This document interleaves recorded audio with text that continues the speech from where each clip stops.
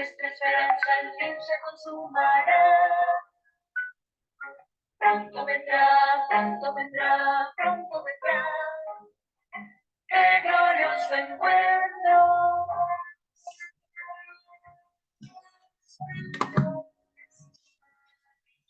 Hombre soy el Cristo, era su muerte, era su inmortal.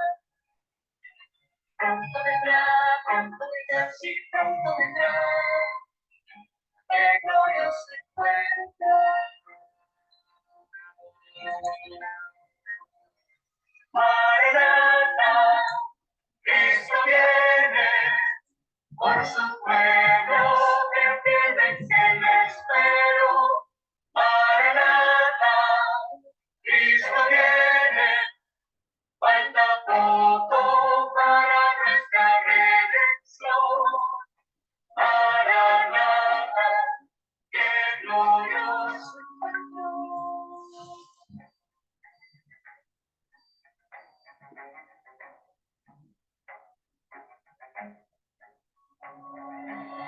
Majestad y gloria vendrá del cielo, los que murieron en él resucitarán. Pronto vendrá, no tardará, él volverá. Pronto le veremos.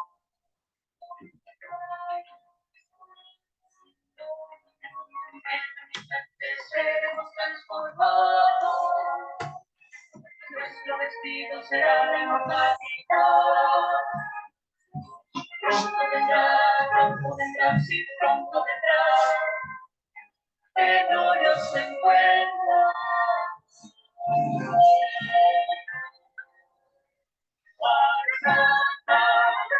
Cristo viene, con su pueblo, que le espero. Maranatha, Cristo viene, falta poco para nuestra redención. Maranatha, qué glorioso encuentro.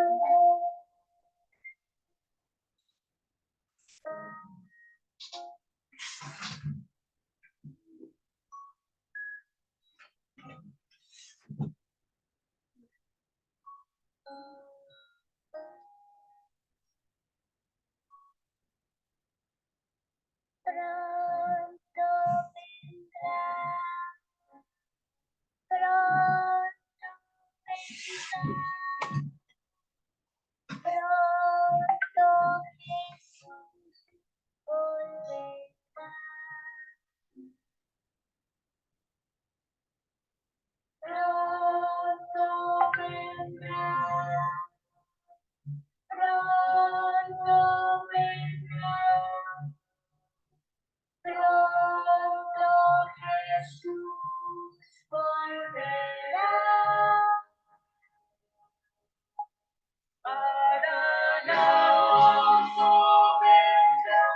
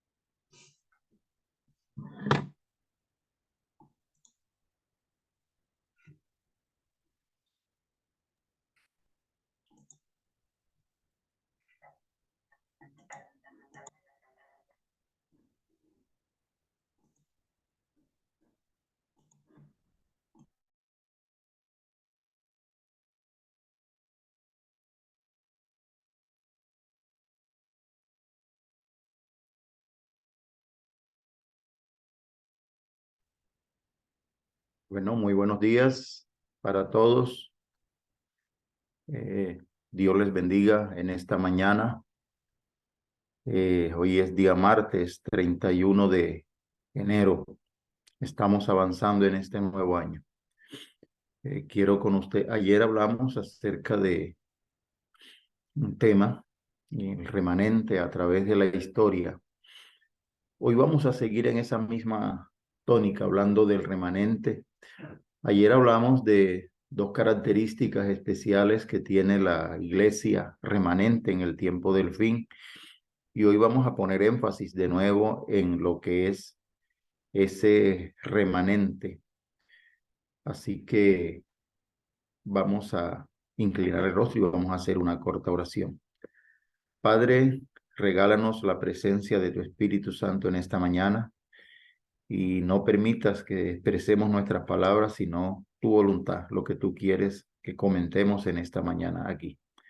Quédate en medio nuestro, bendice a todos los que se han conectado. En el nombre de Jesús. Amén. Bien, lo que más causa confusión hoy día es la innumerable cantidad de iglesias con diferentes credos. Ya en tiempos de Jesús existían divisiones en el mismo Israel. Por ejemplo, estaba la secta de los fariseos, estaban los saduceos, los samaritanos, estaban los herodianos y estaban los esenios, cada uno de ellos con un punto de vista diferente. Y fue precisamente una samaritana la que le formuló a Jesús el problema de las diferencias de credos. Ella se encontró con Jesús ahí en el pozo de Jacob y ella le dijo: Señor, yo veo que tú eres profeta. Nuestros padres adoraron en este monte y vosotros decís que es en Jerusalén donde está el lugar en el cual se debe adorar. Y Jesús le dio a la mujer las dos principales señales para distinguir al remanente final. Jesús le dijo: pero la hora viene y ahora es cuando los verdaderos adoradores adorarán al Padre en espíritu y en verdad. Hay dos características ahí: en espíritu y en verdad. Eso está en Juan capítulo 4, versículos 23 y 24. La primera característica dice: adoran en espíritu. Obviamente los que adoran en espíritu han tenido que nacer del espíritu. Y el nacimiento del Espíritu comienza en la experiencia del bautismo. Así se lo dijo Jesús a Nicodemo: de cierto te digo que el que no naciere de agua y del Espíritu no puede entrar en el reino de Dios. Eso está en San Juan capítulo 3, versículos 5 y 6. Ahora, los que adoran en espíritu son guiados por el Espíritu. Lo dice Romanos 8:14. Porque todos los que son guiados por el Espíritu de Dios, los tales son hijos de Dios. Entonces, mire, los que son guiados por el Espíritu están en Cristo Jesús, dice Romanos 8:1. Piensan en las cosas espirituales, dice el versículo 5 de Romanos 8. Y se sujetan a la ley de Dios, Ezequiel 36:27. Pero los que están en la carne piensan en las cosas de la carne, dice Romanos 8:1. Y no se sujetan a la ley de Dios, dice el versículo 7 de Romanos capítulo 8.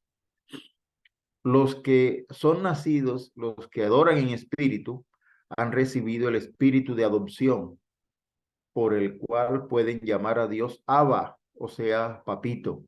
Versículo 15 de Romanos 8. Y en la vida de ellos se refleja, podríamos decir, una tercera característica, y es que tienen el fruto del Espíritu. Mientras que los que viven en la carne, en su vida se revelan los frutos de la carne: adulterio, fornicación, inmundicia, lascivia, idolatría, hechicería, enemistad, pleito, ceros, iras, contiendas, disensiones, herejías, envidias, homicidios, borracheras, orgías, etcétera. Eso está registrado en Gálatas capítulo 5, versículos 19 al 21. Pero los que son nacidos del Espíritu, dice que disfrutan de paz, gozo, tranquilidad, tolerancia, benignidad, bondad, fe, mansedumbre, templanza. Contra tales cosas no hay ley, dice Gálatas capítulo 5, versículos 22 y 23. Entonces los que adoran en espíritu reflejan un carácter como el carácter de Jesús y poseen los dones del Espíritu. Dice el apóstol Pablo, porque a uno se le da palabra de sabiduría por medio del Espíritu, pero a otro palabra de conocimiento según el mismo Espíritu, a otro fe por el mismo Espíritu, y a otro dones de sanidades por un solo Espíritu, a otro el hacer milagros, a otro profecía, a otro discernimiento de espíritus, a otro géneros de lenguas y a otro interpretación de lenguas. Primera de Corintios 12, versículos 8 al 10. Pero todas estas cosas las realiza el único y el mismo Espíritu, repartiendo a cada uno en particular como él designa. Dice en el versículo 11 de Primera de Corintios 12. Pero hoy día hay un fatídico error del pentecostalismo y el carismatismo moderno, porque estos movimientos han hecho de un solo don, el don de lenguas, la única evidencia de que la iglesia verdadera tiene el Espíritu Santo, solamente el don de lenguas. Entonces, eso contradice a Primera de Corintios 12, porque la iglesia es un cuerpo donde hay muchos miembros con dones y funciones diferentes. No existe uno que sea más que el otro y todos son necesarios.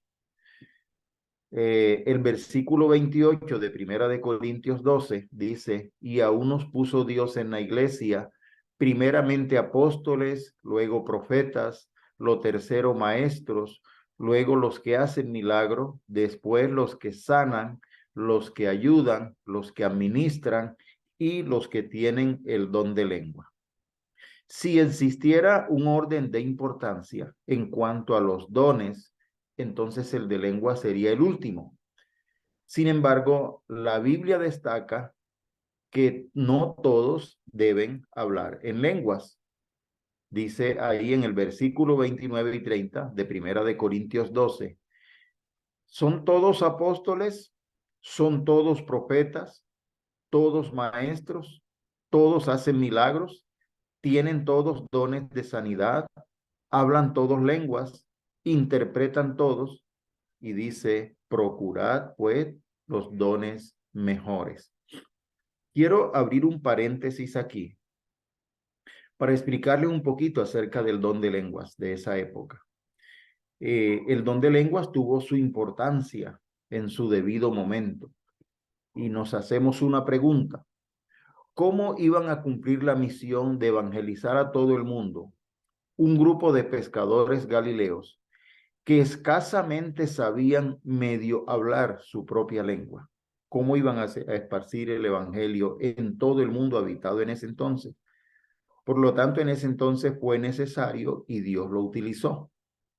Y con el don de lenguas, en esa época, el Señor inició la obra.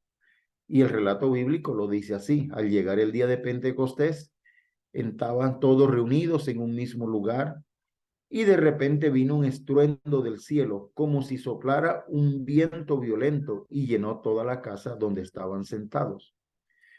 Entonces aparecieron repartidas entre ellos lenguas como de fuego, y se sentaron sobre cada uno de ellos.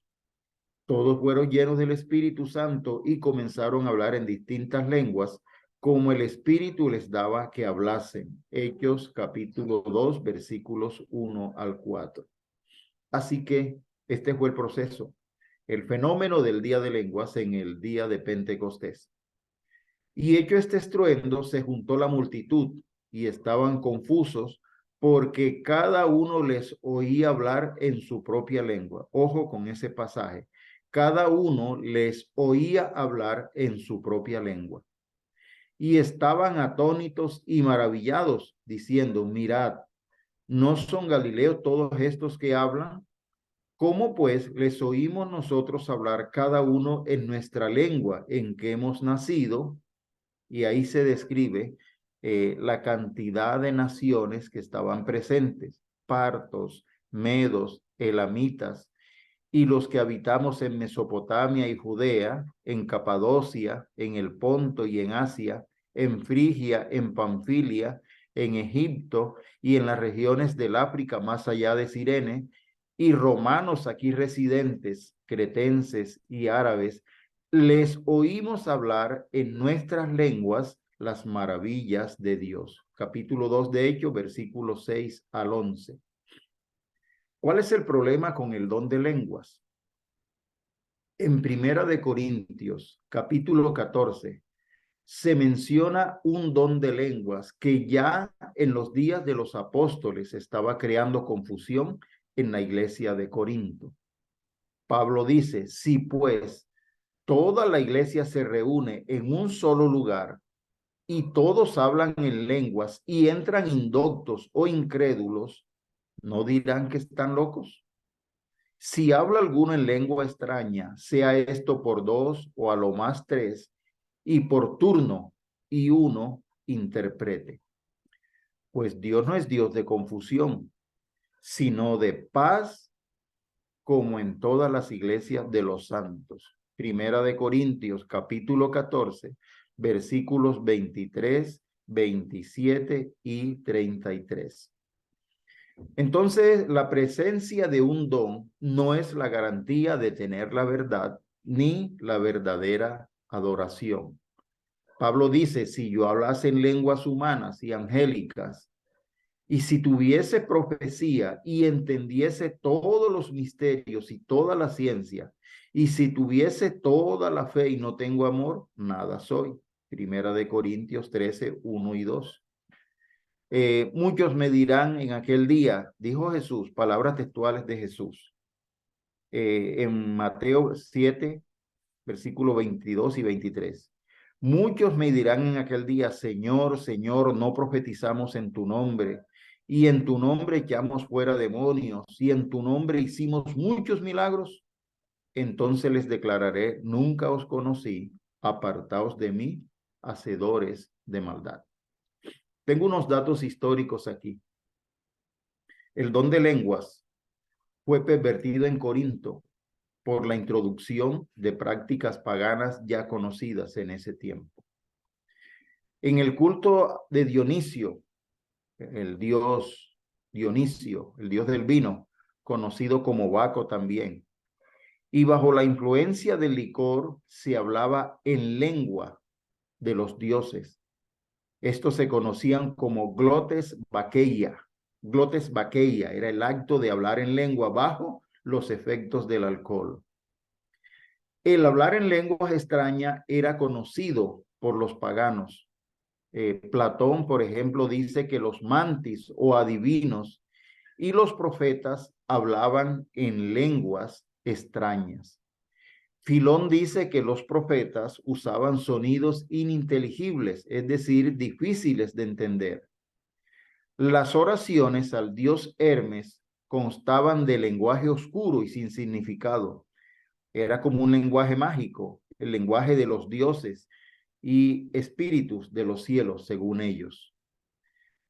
Pablo, con su filosofía de hacerse griego al griego, prefiere no entrar en controversia en Corinto, donde de por sí no lo quería mucho. Por eso hace una recomendación. Primera de Corintios, capítulo 14, versículos 6 al 9, dice, ahora pues, hermanos, si yo fuera vosotros hablando en lenguas, ¿de qué provecho os sería si no os hablara con revelación o con conocimiento o con profecía o con enseñanza? Aún las cosas inanimadas, como la flauta o el arpa, cuando producen sonidos, si no hacen clara distinción de tonos, ¿Cómo se sabrá lo que se toca con la flauta o se tañe con el arpa? Así también vosotros, si mediante la lengua no producís palabras comprensibles, ¿cómo se entenderá lo que se dice? Porque estaréis hablando al aire. Así que yo quisiera que todos vosotros hablaseis en lengua, pero más que profeticéis, porque mayor es el que profetiza que el que habla en lenguas. Cierro el paréntesis diciéndoles que en un momento determinado Dios utilizó el don de lengua para iniciar la obra, pero que al final del tiempo, en este tiempo, el remanente de Dios debe tener el don de profecía, porque el don de profecía es el que va a culminar la obra. Con el don de lengua Dios inicia la obra, con el don de profecía terminará la obra. Dice el libro de Joel, capítulo 2, versículo 27 y 28. Y daré prodigios en el cielo y en la tierra sangre y fuego y columnas de humo. El sol se convertirá en tinieblas y la luna en sangre antes que venga el día grande y espantoso de Jehová. Sucederá después de esto que derramaré mi espíritu sobre todo mortal. Vuestros hijos y vuestras hijas profetizarán, vuestros ancianos tendrán sueños y vuestros jóvenes tendrán visiones. Así que los siervos de Dios en los últimos días poseerán el espíritu de la profecía, porque es lo que va a concluir la obra. En el tiempo cuando se inició la obra, Dios hizo una obra maravillosa. Los apóstoles que apenas si hablaban su propia lengua fueron utilizados por Dios, y utilizando el don de lengua, los que estaban presentes escucharon el mensaje en su propia lengua. Los apóstoles no hablaron ninguna lengua diferente, sino que cada uno de los que estaban presentes escuchó el mensaje en su propia lengua. Es como si hoy día yo fuera a una multitud mixta y hablando en español, el español rudo que conocemos, le comienza a hablar a ellos. Y el árabe entiende en árabe, el alemán entiende en alemán, el holandés entiende en holandés, el polaco entiende en polaco, el inglés en inglés, el italiano en italiano, el ruso en ruso, etcétera. Ese sería el don de lengua. Ese fue el don de lenguas de esa época. Pero estamos en el tiempo final y los siervos de Dios, el remanente final, debe poseer el don de profecía. Dice la Sagrada Escritura, la lectura bíblica que hemos utilizado, Apocalipsis 12:17, entonces el dragón se enfureció contra la mujer y se fue para hacer guerra contra los demás descendientes de ella, los que guardan los mandamientos de Dios y tienen el testimonio de Jesús. Y según Apocalipsis 19:10, el testimonio de Jesús es el espíritu de la profecía. Así que los siervos de Dios en los últimos días poseerán el espíritu de profecía, porque sin profecía el pueblo se desenfrena, dice Proverbios 29:18. En la iglesia verdadera tiene que haber profeta para que se cumpla la promesa del Señor registrada en Amós 3:7. Porque no hará nada el Señor Jehová sin que revele su secreto a sus siervos los profetas. La segunda característica de la iglesia verdadera dada por Jesús a la samaritana es que los verdaderos adoradores adoren en verdad. Los adoradores adoran en espíritu. El espíritu implica que que adoren correctamente y que tengan el don de profecía.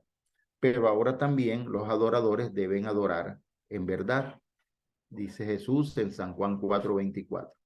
Vamos a hacernos una pregunta. ¿Qué es la verdad? La verdad no es una doctrina, la verdad no es una filosofía, la verdad no es un punto de vista, no es una cuestión filosófica. La verdad es una persona y la verdad es Cristo Jesús. San Juan 14:6, él mismo lo explica, dice, yo soy el camino, la verdad y la vida. La verdad es algo más. La verdad es la santa palabra de Dios y todo lo que ella manda, todo lo que está escrito en la Biblia es la verdad. Así que la Biblia es la verdad. Dice el Señor Jesús en Juan 17:17, Padre, santifícalos en tu verdad. Tu palabra es la verdad. La verdad es el Padre, es decir, Dios el Padre es la verdad. Jeremías 10:10 dice, mas Jehová Dios es la verdad. Él es Dios vivo y Rey eterno, así que Dios es la verdad. La verdad es el Santo Espíritu de Dios. Y dice San Juan 16:13, pero cuando venga aquel Espíritu de verdad, Él los guiará a toda verdad. La verdad es la ley de Dios.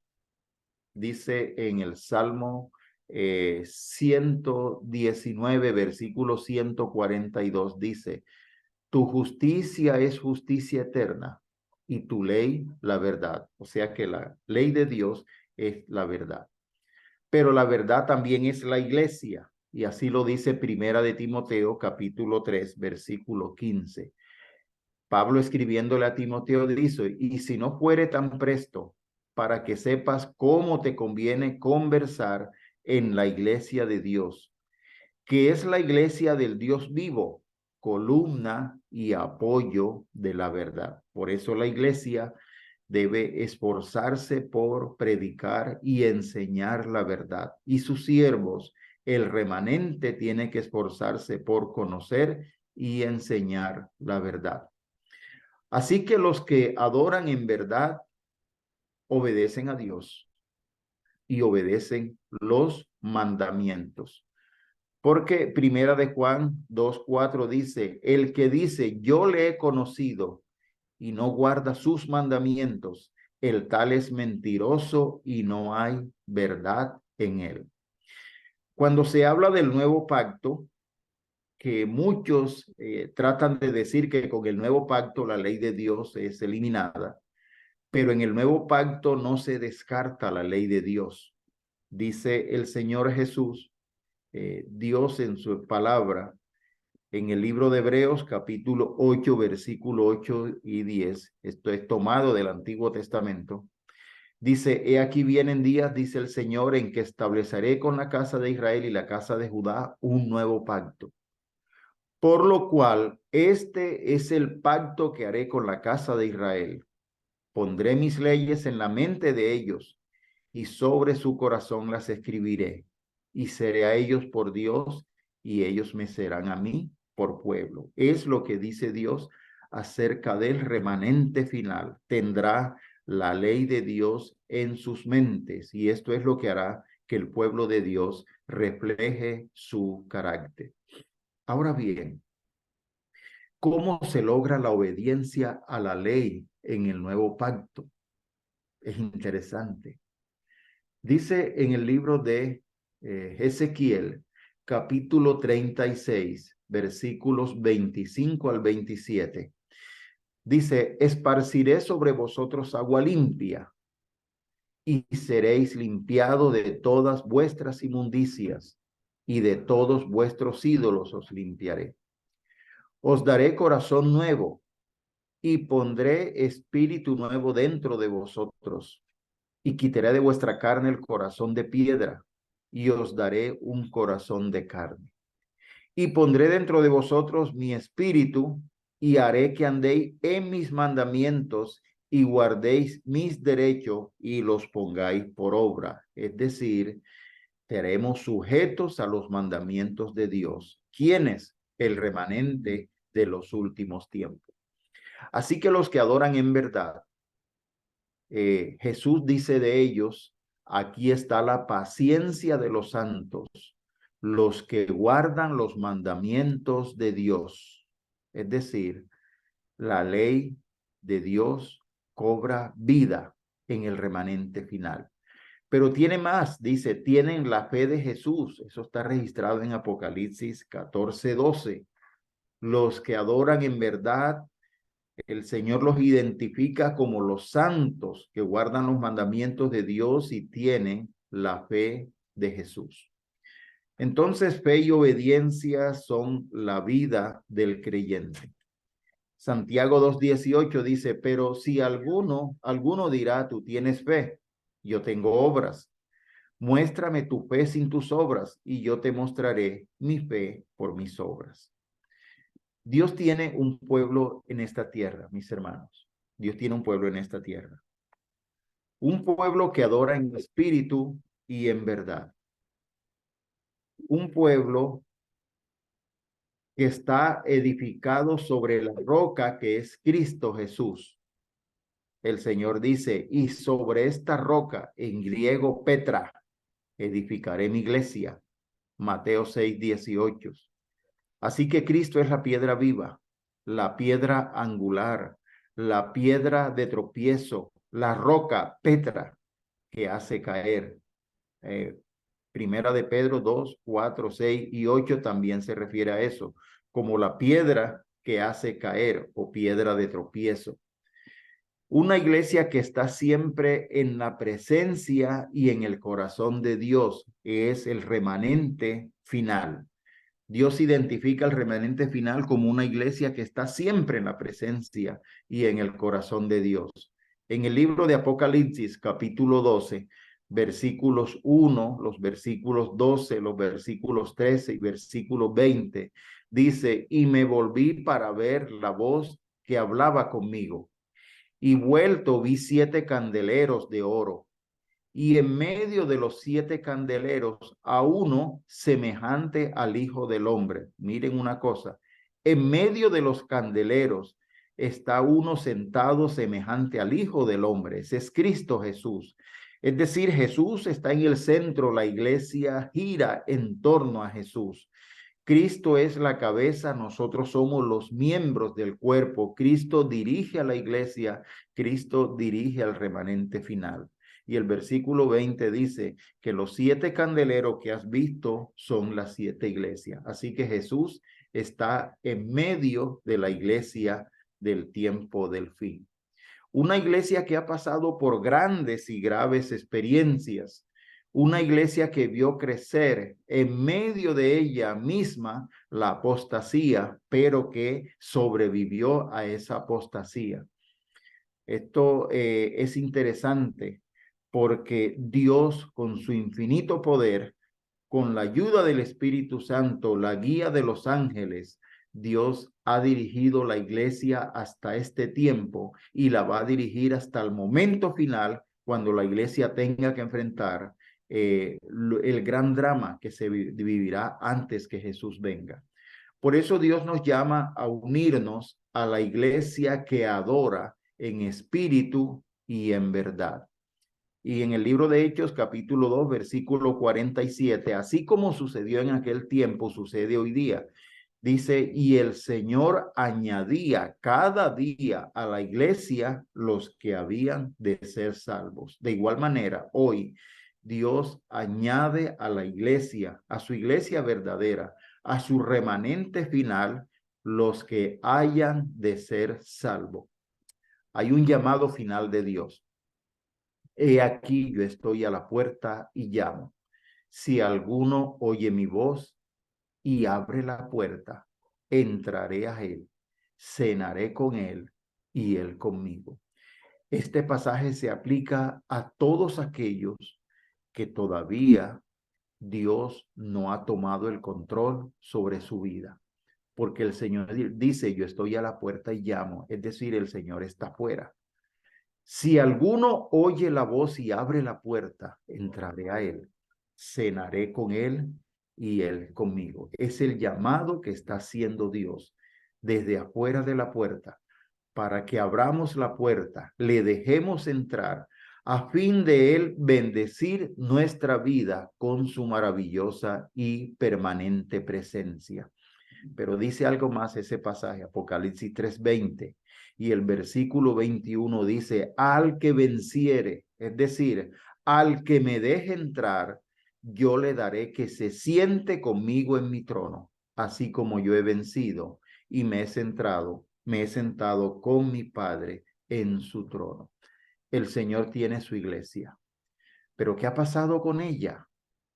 ¿Importa la iglesia a la cual me uno? Sí, la iglesia ha sufrido transformaciones y hasta mutaciones y a través de la historia, pero eso también estaba previsto.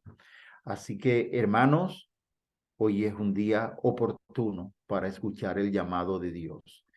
Yo estoy a la puerta y llamo. Si escuchas mi voz, y la voz de Jesús es cálida, no es escandalosa. Es decir, la bulla que hay en este mundo puede no dejar que oigamos la voz de Jesús. Por lo tanto, debemos estar atentos, escuchar la voz de Jesús que me dice, yo estoy a la puerta tuya, estoy llamando, estoy insistiendo, quiero entrar a ti, cenar contigo, para que puedas sentarte conmigo en mi trono, así como yo me he sentado en el trono de mi Padre. Mis queridos hermanos, que Dios nos bendiga en este día, que Dios nos guarde y que mediante la ayuda del Espíritu Santo podamos aceptar el llamado de Dios y comenzar a formar parte del remanente final, que será el encargado de dar el último mensaje de amonestación al mundo en este tiempo. Tú y yo estamos llamados a ser parte de ese remanente final. Oremos. Gracias, Señor, porque nos llamas a ser parte de tu remanente en este tiempo. Permítenos aceptar tu llamado y sentarnos contigo en las mansiones celestiales. Perdona nuestros pecados en el nombre de Jesús. Amén.